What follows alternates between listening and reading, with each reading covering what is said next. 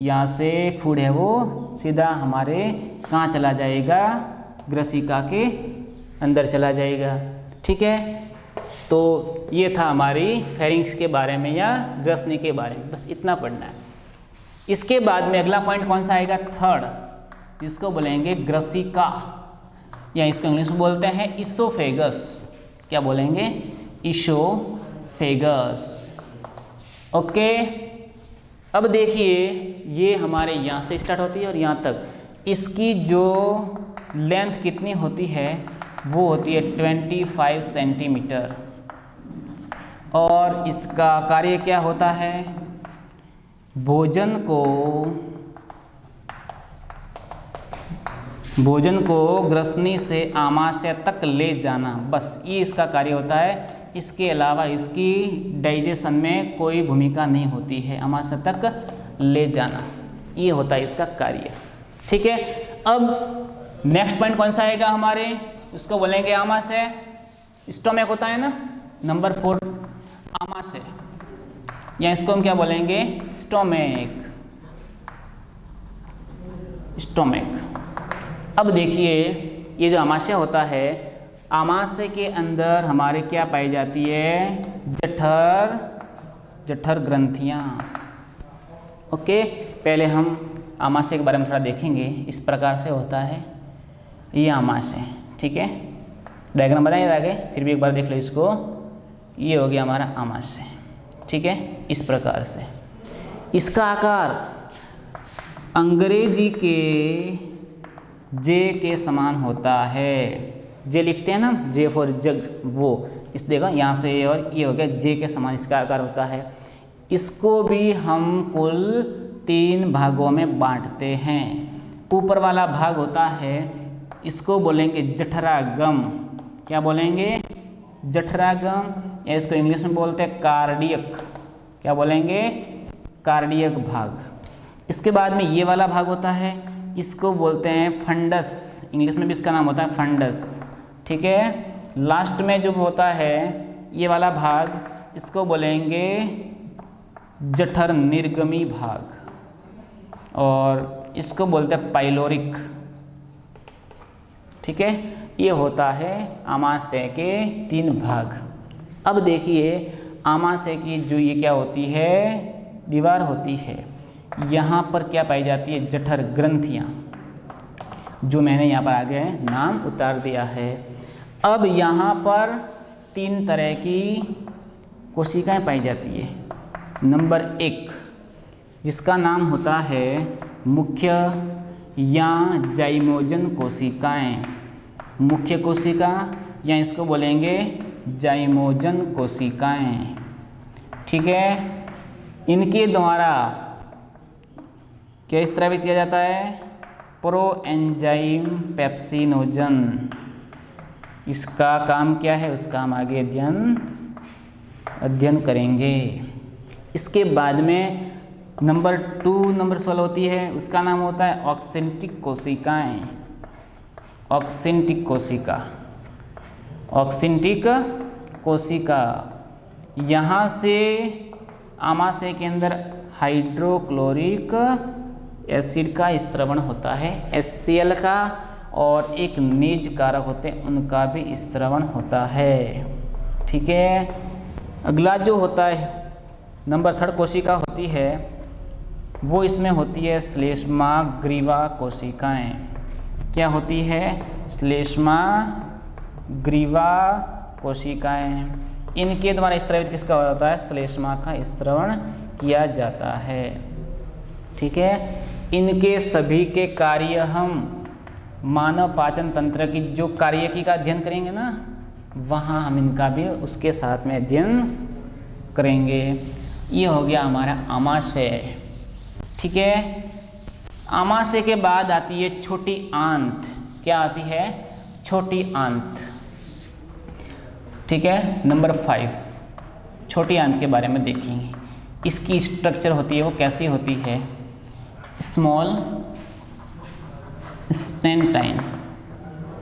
अब देखिए हमारी छोटी आंत होती है, इसके भी होते हैं 3 भाग। देखना, यहाँ से आमाशय स्टार्ट होता है, ये आमाशय था, अब यहाँ से स्टार्ट क्या हो जाएगी हमारी छोटी आंत। अब देखना यहाँ तक आती है, फिर यहाँ से क्या है बीच में क्या आ जाती है बड़ी आंत, इस प्रकार से होती है ना, लेकिन वापस यहाँ से होती है हमारी छोटी आंत। इसके जस्ट कहाँ से, यहाँ से आती है पीछे से होकर, ये होती है छोटी आंत हमारी। डायग्राम बने तो हमने आगे फिर एक बार यहाँ पर बना देता हूँ। यहाँ से क्या होता है ये यहाँ पर इसके साथ में जॉइंट हो जाती है। अब देखिए यहाँ से शुरू होकर यहाँ तक होती है। ये वाला भाग थोड़ा कैसा दिख रहा है, कुंडली था ना ये पूरा यहाँ से, इसको हम बोलते हैं, छोटी आंत का ही भाग होता है ये, इसको बोलते हैं ग्रहणी। ठीक है, इसको इंग्लिश में बोलते हैं ड्यूडिनम। क्या बोलेंगे, ड्यूडिनम। ठीक है, इसके बाद में ये वाला यहाँ से लेकर यहाँ तक, इसको हम बोलेंगे अग्र क्षुद्रांत्र। क्या बोलेंगे इसको, अग्र क्षुद्रांत्र। इसको इंग्लिश में बोलते हैं जेजुनम। क्या बोलेंगे, जेजुनम। ठीक है, इसके बाद ये वाला भाग होता है, इसको हम बोलेंगे क्षुद्रांत्र। क्या बोलेंगे, क्षुद्रांत्र, या इसको बोलते हैं इलियम। क्या बोलेंगे, इलियम। ये थी हमारी क्या, छोटी आंत। अब देखिए यहाँ पर जैसे ही छोटी आंत यहाँ से स्टार्ट होगी, यहाँ पर क्या होता है यकृत होता है ना, और यहाँ पर क्या होता है अग्नाशय। तो इसी भाग के अंदर यकृत के द्वारा तो स्त्रावित किया जाता है पित्त रस। कहाँ छोड़ेगी, छोटी आंत के ड्यूडिनम भाग में। और अग्नाशय से क्या स्त्रावित किया जाएगा, अग्नाशय रस। तो ये दोनों तरह के रस है वो यहाँ से ही हमारी छोटी आंत के अंदर यहाँ क्या करते हैं, प्रवेश करते हैं। ठीक है, कौन से भाग में, ड्यूडिनम में। ठीक है, ये थी हमारी छोटी आंत। इसके बाद में हम देखेंगे बड़ी आंत। क्या देखेंगे, बड़ी आंत। नंबर 6, जिसको बोलेंगे लार्ज इंटेस्टाइन। अब देखिए बड़ी आंत हमने इस तरह से इसका डायग्राम बनाया था, ठीक है ना ये, ठीक है, इस प्रकार से। अब देखिए यहाँ से स्टार्ट होती है ना, यहाँ से, यहाँ तो क्या थी, छोटी आंत थी। एक पॉइंट रह गया देखना वहाँ पर, क्या, छोटी आंत की लंबाई। छोटी आंत की जो लंबाई होती है वो होती है कुल 3 मीटर। ओके, और इसके जो 3 भाग थे, नंबर फर्स्ट ग्रहणी था, वो होती है 25 सेंटीमीटर। नंबर 2 भाग जो क्या था, अग्र क्षुद्रांत्र था, वो होती है, उसकी लंबाई कितनी होती है, 1 मीटर होती है। और नंबर 3 होता है, वो होता है क्षुद्रांत्र, इसकी लंबाई कितनी होती है, 1.75 मीटर। ये आप याद रखना, ये वहाँ पर थोड़ा पॉइंट रह गया था। ठीक है, छोटी आंत की लंबाई कितनी होती है, कुल 3 मीटर होती है, याद रखना। इसके बाद में हम देख रहे हैं कौन सी आंत, बड़ी आंत। हालांकि इसकी जो लंबाई होती है वो क्या होती है, छोटी आंत से बहुत कम होती है। तो इस बड़ी आंत की लंबाई कुल कितनी होती है, 1.5 मीटर। लेकिन जो इसकी क्या होगी, चौड़ाई होती है, वो क्या होती है, अधिक होती है। इसलिए हम इसको क्या बोलते हैं, बड़ी आंत। ठीक है, इसके भी होते हैं 3 भाग। नंबर फर्स्ट, पहला भाग होता है, इसको बोलते हैं उंडुक। क्या बोलते हैं, उंडुक, या इसको अंग्रेजी में हम बोलते हैं सीकम। क्या बोलेंगे, सीकम। इसके बाद में नंबर 2 वाला भाग होता है, उसको बोलेंगे बृहदांत्र। ठीक है, उसको हम क्या बोलेंगे, बृहदांत्र। और नंबर 3 भाग होता है, उसको बोलेंगे मलाशय। ठीक है, इसको बोलते हैं हम रेक्टम, आपको याद होगा। ठीक है, और ठीक है, ये होते हैं हमारे, इसके 3 भाग होते हैं, किसके, हमारी बड़ी आंत के। अब ये तो थी हमारी आहार नाल की स्ट्रक्चर। ठीक है, एक एक का हमने अध्ययन यहाँ कर लिया है। अगला हम देखेंगे भाग नंबर 2, जो क्या थी, पाचक ग्रंथियाँ। क्या थी, हमारी पाचक ग्रंथियाँ थी, उनके बारे में हम अध्ययन यहाँ पर करेंगे। तो हमारे शरीर के अंदर कुल 3 पाचन ग्रंथियाँ होती हैं, हमने आगे भी अध्ययन कर लिया है। नंबर 1 लार ग्रंथियाँ होती है ना। नंबर 2 क्या होती है, यकृत ग्रंथि होती है। नंबर 3 क्या होती है, अग्नाशय ग्रंथियाँ होती है। कौन सी ग्रंथि होती है, अग्नाशय ग्रंथि। अब हम इनके बारे में भी विस्तार से अध्ययन करेंगे। नंबर 1 लार ग्रंथि। लार ग्रंथि कहाँ पाई जाती है, हमारे मुख के अंदर होती है और इसके द्वारा लार स्रावित होती है। ठीक है ना, लार होती है ना हमारे वो। अब देखिए इस लार के अंदर क्या क्या होता है, तो होता है जल। ठीक है, और इसके अलावा NaCl भी पाया जाता है। इसके अलावा यहाँ पर 2 क्या पाए जाते हैं, एंजाइम। इनका आपको नाम याद रखना है। हमारी लार ग्रंथि जो लार स्रावित करती है उसमें 2 एंजाइम होते हैं। इनका नाम क्या होता है, एक तो होता है एमाइलेज। क्या होता है, एमाइलेज, या इसको बोलते हैं टाइलिन। और एक कौन सा एंजाइम होता है, लाइसोजाइम। कौन सा एंजाइम होगा, लाइसोजाइम। ये 2 एंजाइम स्रावित होते हैं। एमाइलेज का कार्य क्या होता है, कार्बोहाइड्रेट का पाचन करना, कार्बोहाइड्रेट का डाइजेशन करना। और ये लाइसोजाइम क्या करता है, जीवाणुओं को मारता है जो हमारे मुख के अंदर कहाँ से आ जाते हैं, भोजन के साथ में, उनको ये इसको नष्ट कर देता है। कौन एंजाइम होता है, लाइसोजाइम। अब देखिए लार ग्रंथियाँ भी होती है, कितनी, 3 होती है। लार ग्रंथियाँ कितनी होती है, 3 होती है। मैं इनके यहाँ नाम लिख देता हूँ, ध्यान रखिएगा। नंबर 1 पहली तो होती है अधोजिह्वा ग्रंथियाँ। ठीक है, इसको बोलेंगे हम सब मैक्सिलरी, सब मैक्सिलरी।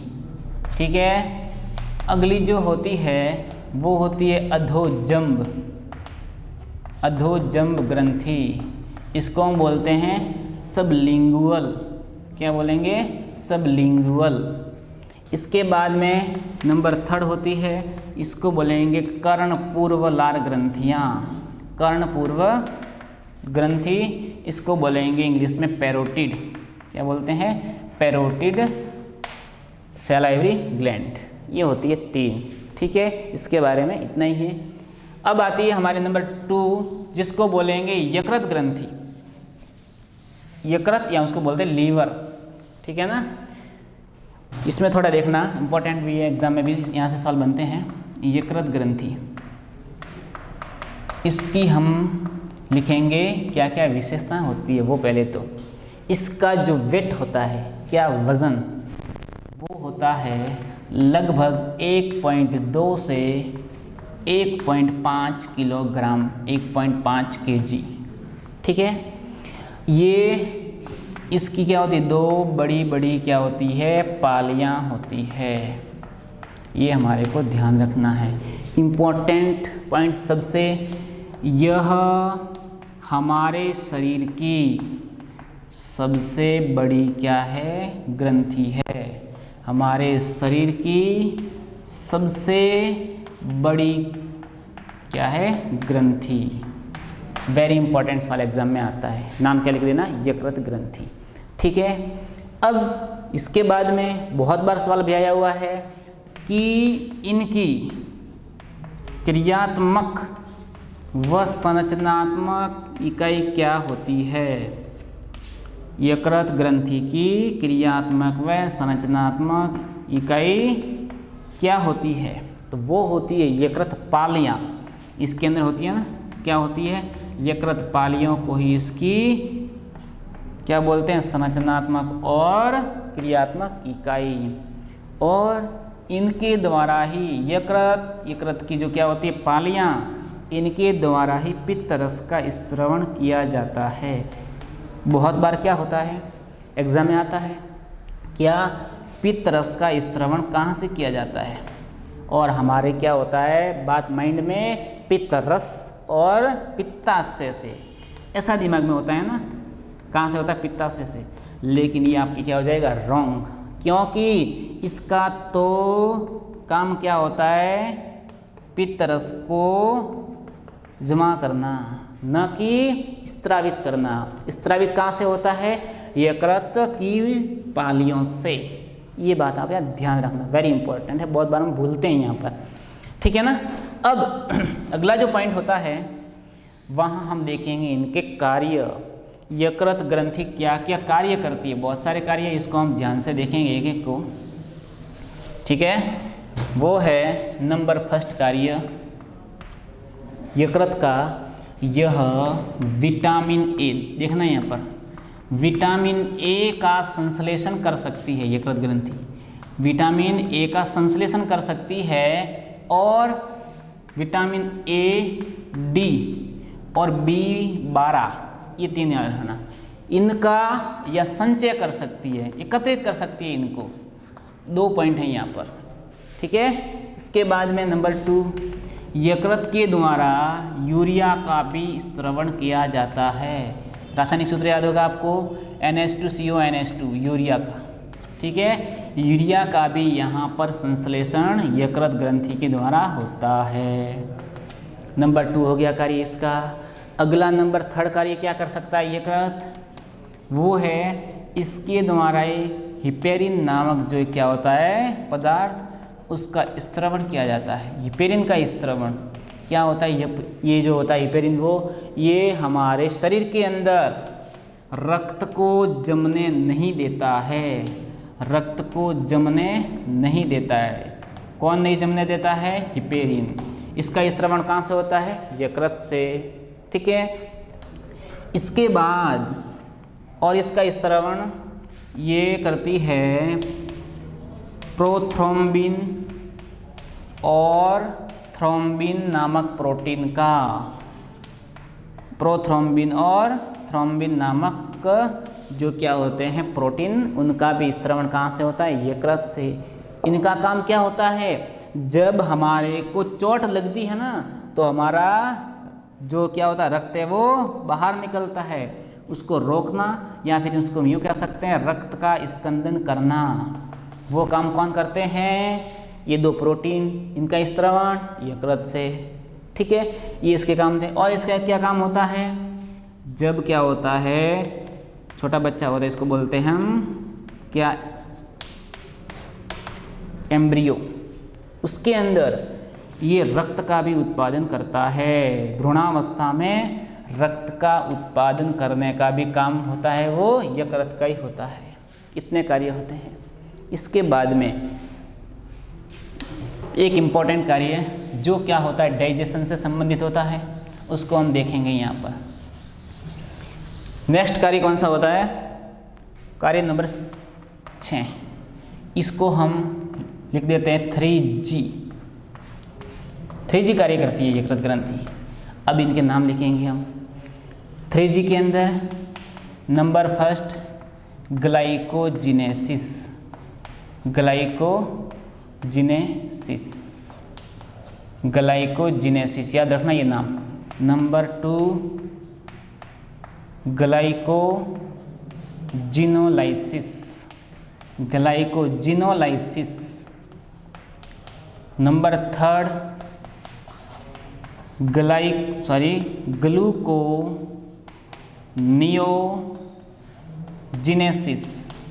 ग्लूकोनियोजिनेसिस। ये 3 काम करती है कौन, यकृत।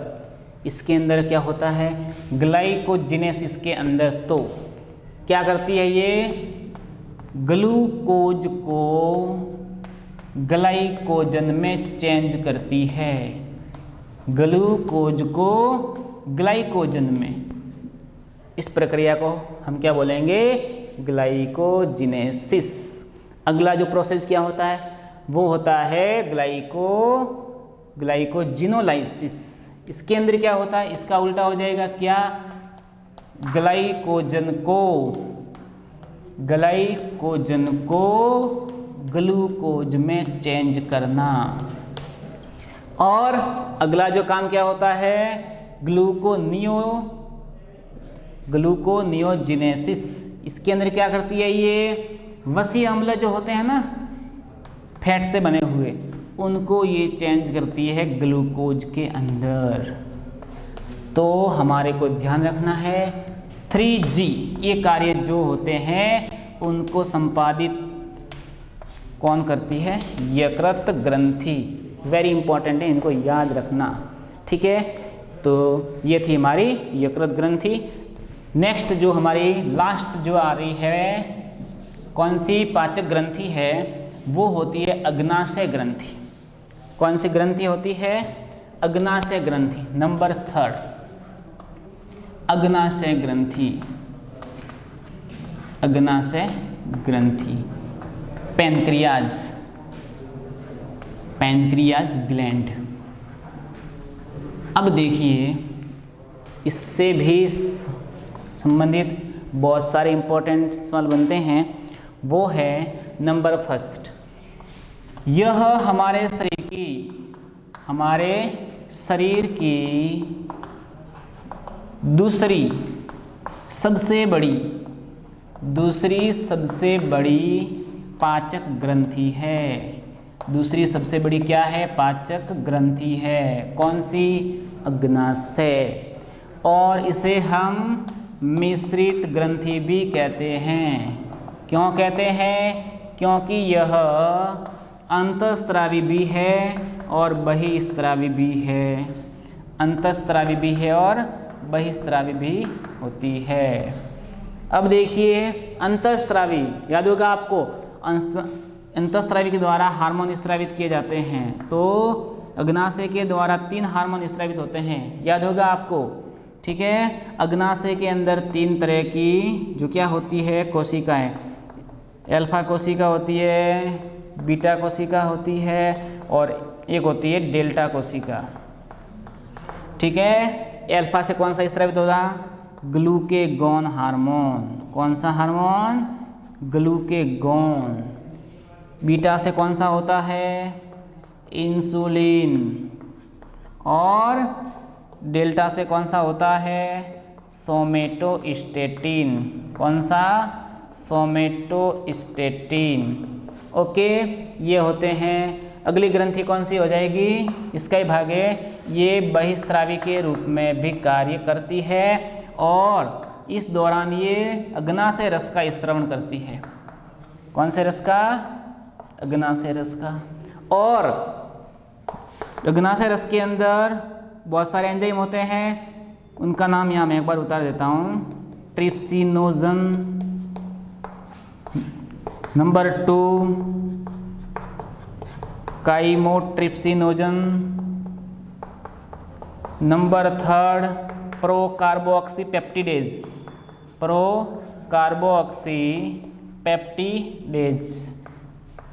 और नेक्स्ट कौन सा होगा, न्यूक्लियेज। अगला कौन सा, लाइपेज, ठीक है। ये एंजाइम होते हैं वो हमारी अग्नाशय ग्रंथि से स्रावित होते हैं। अब नेक्स्ट जो हमारा पॉइंट होगा वो क्या होगा, पाचन तंत्र की क्रियाविधि। उसको हम नेक्स्ट वीडियो के अंदर लेंगे, ठीक है। आज इतना ही, धन्यवाद।